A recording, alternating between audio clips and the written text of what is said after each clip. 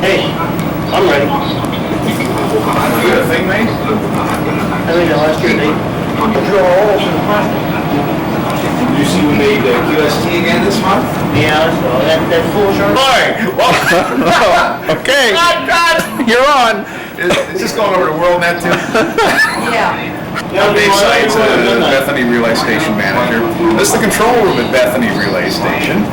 And if we can wake everybody else up from around here, we're the master control room, where the master control console has about 8 channels of audio coming into it. And those are distributed to the 6 AM broadcast transmitters and 2 sideband transmitters.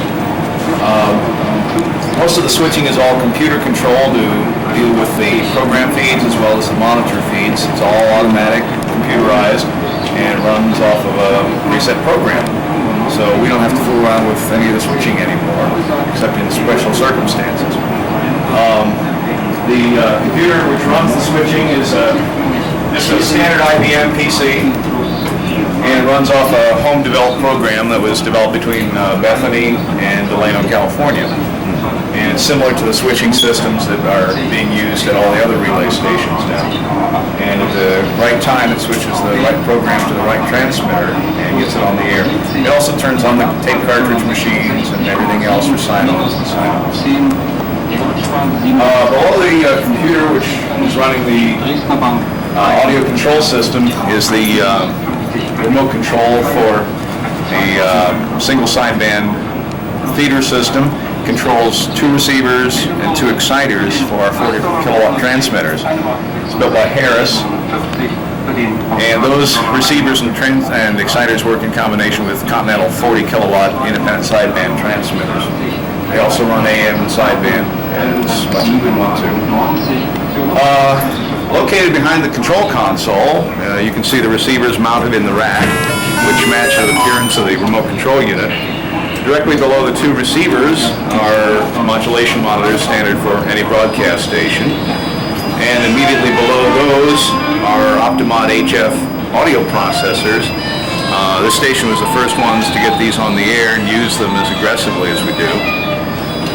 We tend to think of ourselves as getting into the normal competitive broadcasting as everybody else is starting to do on shortwave radio now. To the left of the Optimods is a small control panel that has an LCD readout. That's the remote control for our dummy load, which we'll take a look at a little bit later on. On the other side of the control console are these control panels, which are the remote control consoles for the Collins 250 kilowatt broadcast transmitters. On top of that is sitting a spectrum analyzer where we watch the noise that comes out of the transmitters just to make sure nothing is going wrong with them.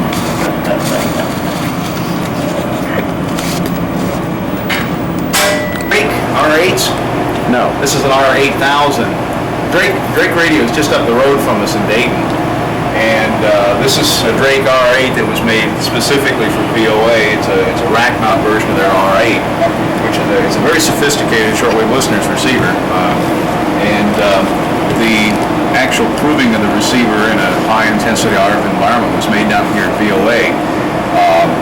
It actually came out of the Dayton Amateur Radio Association last year when the Drake folks offered to drag one of these things down here and try it out to see how well it would work, especially in a European environment with the high-intensity broadcast. They wanted to see how well it would work down here, so they loaned us one for a few months. We fell in love with it and bought one. We're just listening to VHF harmonics, UHF harmonics. When you have transmitters that are this powerful, the stuff is still going to send some trash out. And for the power levels we're talking about at 250 kilowatts, the 30-second harmonic still has a couple of watts to it. Below the receiver are frequency synthesizers that control the actual on-air frequency of the transmitters. Let's see, below the Drake receiver is the SIS remote control terminal for the satellite system out in the back. And with it we control the SIS operation if we need to. It also is kind of an alarm panel to let us know what's going on out in the box. You ready? Do it again. Okay, we're back. These are 40 kilowatt Continental 821As, and and they're used for program feeder transmission to our other overseas stations. This one typically provides program backup to the satellite for Tangier and Munich. It's capable of single sideband, AM, independent sideband. It will do just about everything. It can carry 2 program channels simultaneously with independent sideband. These are Collins 250 kilowatts. You may not be able to... What? Hello? I don't think you can hear anything. Can you hear anything? Get my earphone. Yeah, it's okay. These are Collins 820A's 250 kilowatts. AM, all auto-tuned. Just dial in the frequency, push a button, and run for our lives. These are 1962 million also. But nothing's on. It's on down there. Oh, it's on. Later on tonight, everything's going to be on. That's what the TVI does.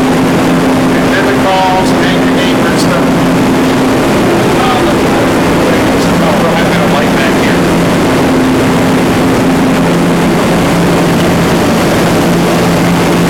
PA cavity.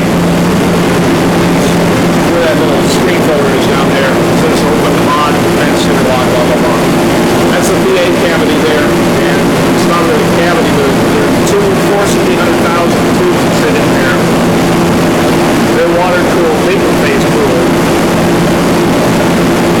And they couple them also with the modulator, which is also an identical set of tubes in this box here.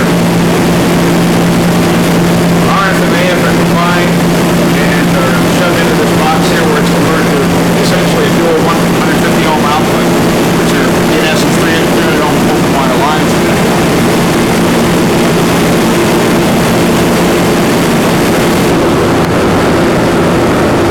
Say again, Dave. We got your basic heavy iron here. These are the modulation reactors, the plate supply, screen supply, the rectifiers, filter chokes, and capacitors.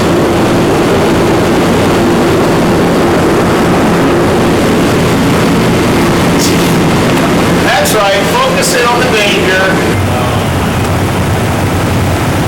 Smoothing effect on the line itself.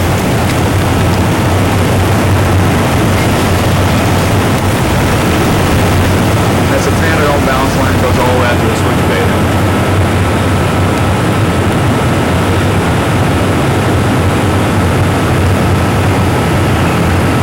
Box there. Alright, wait a minute. Alright. What? Alright. Look at this. Yeah, but he's fooling around with that camera again.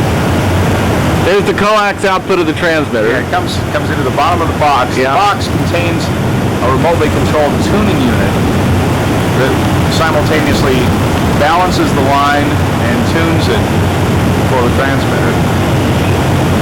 And it goes up into the smaller feeder lines that go out directly to the antenna then.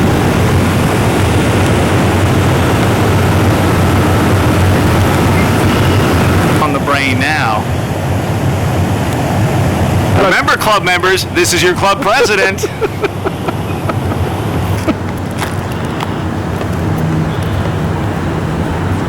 So that's a 250 kW modulation reactor. Yeah. Oil filled. This is a spare. This is a spare.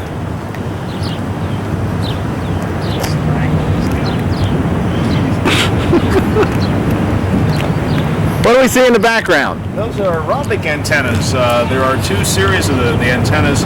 Those rhombic antennas are aimed that way, which is South and Central America.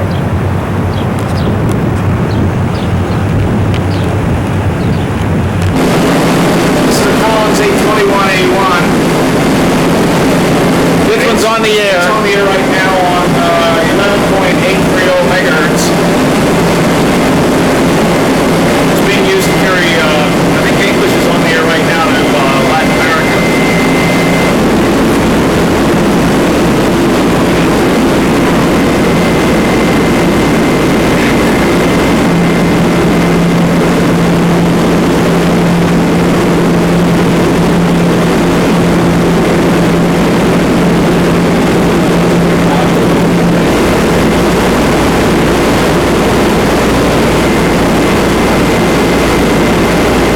these things on. Oh, yes.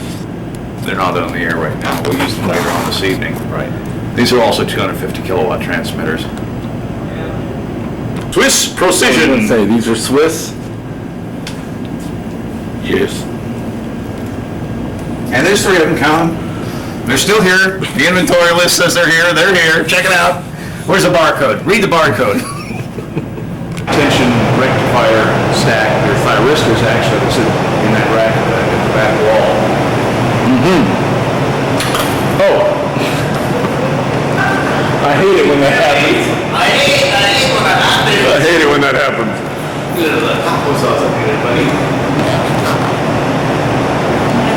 Ran into the bottom of the sea.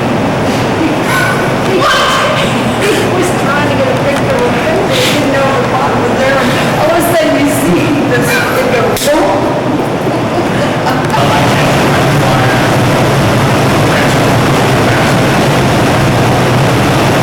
More power supply stuff. Oh, okay. Would have went, oh, wow.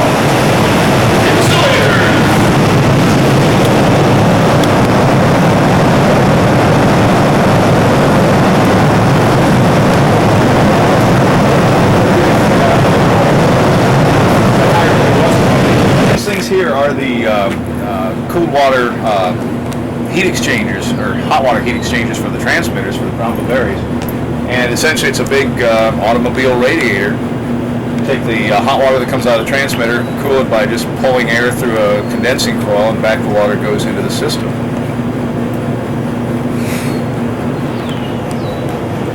The output lines from the 3 transmitters come up and are coupled into 500 kilowatt capable transmission lines.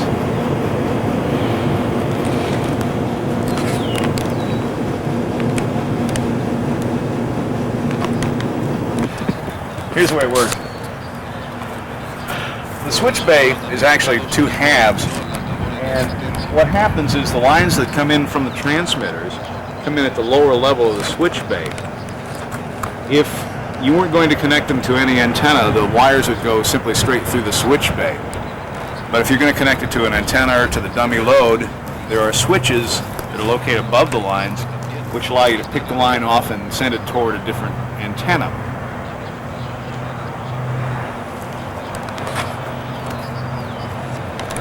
The output of the switch bay is 300 ohms, and it gradually steps up in quarter wave sections until it reaches 500 to 600 ohms.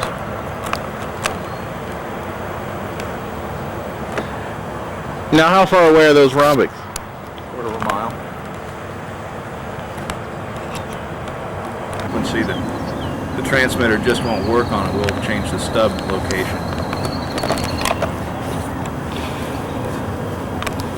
Well, tell us about your curtain.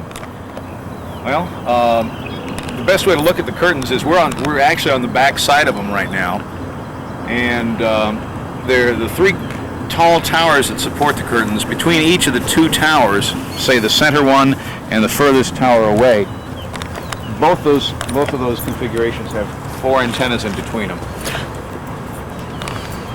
The antennas are 2-band arrays. They're 2x4 and 4x4 arrays. That are like 15 and 17 megahertz bands, or 9 and 11. The gain's about 22 dB on them.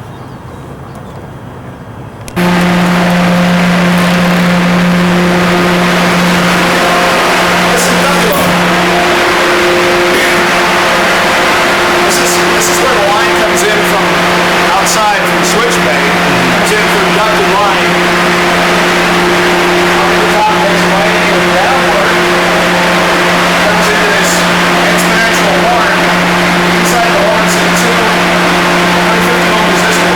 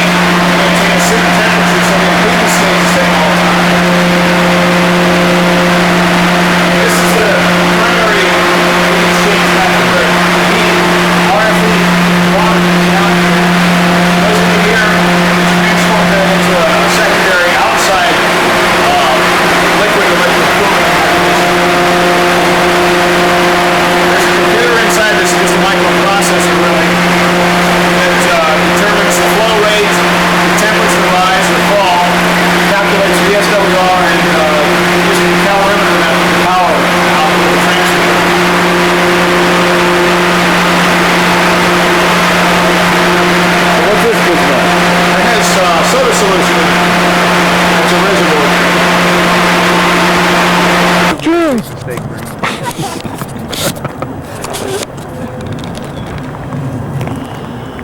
What you're seeing now is the 120 or the 300 ohm transmission line coming into a matching transformer, which provides a splitting and impedance transformation down to two 122 ohm 6-wire transmission lines to feed the actual antenna. This is one of the 6-wire lines, and if you follow it up to the top of the transmission line pole, it splits again into two other 6-wire lines. One feeds the upper half of the antenna, one feeds the lower half of the antenna, which is one side then of the antenna. Same thing happens on the left-hand side of it, just on the other side. These are 2x4 curtain arrays. Again, the gain is about 22 dB over an isotropic antenna. There are... What over a dipole? Huh? Over a dipole? 17.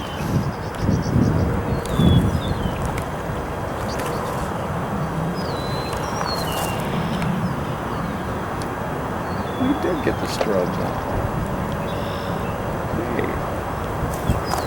I'm looking at the top of the tower. They got the strobes up today. I can't believe it. They're not wired in yet, but we finally got them up on top of the tower today. That'll cheer our neighbors up.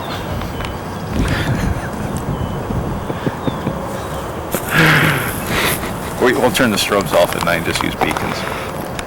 Anyway, there's 4 curtain antennas in between one tower and another. This set that's closest to us right now faces central and southern northern and central Africa. The antennas further out between the center curtain tower and the northernmost one face southern Europe, Mediterranean.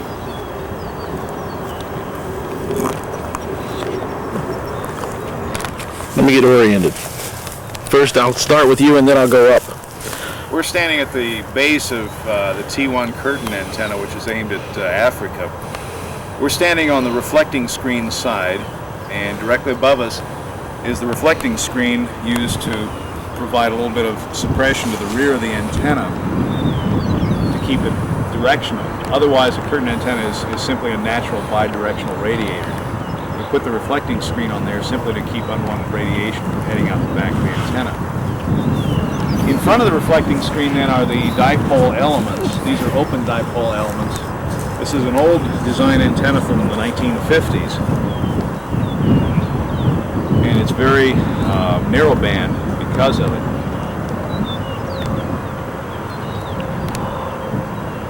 And these are the feed points here in the center. Yes?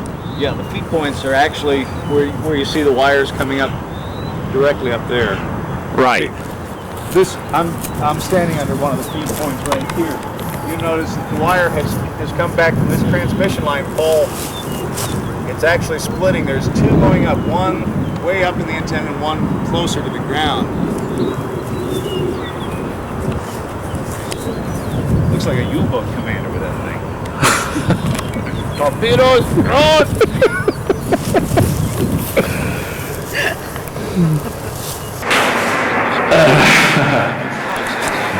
Eat your hearts out, guys.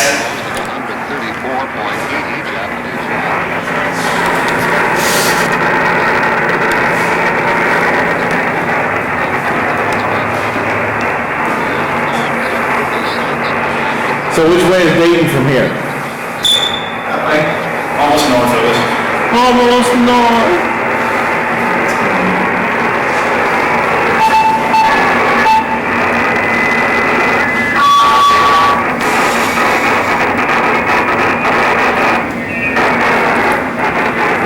I hear a little interference in there. Oh yeah, it's really bad when all the transmitters are on.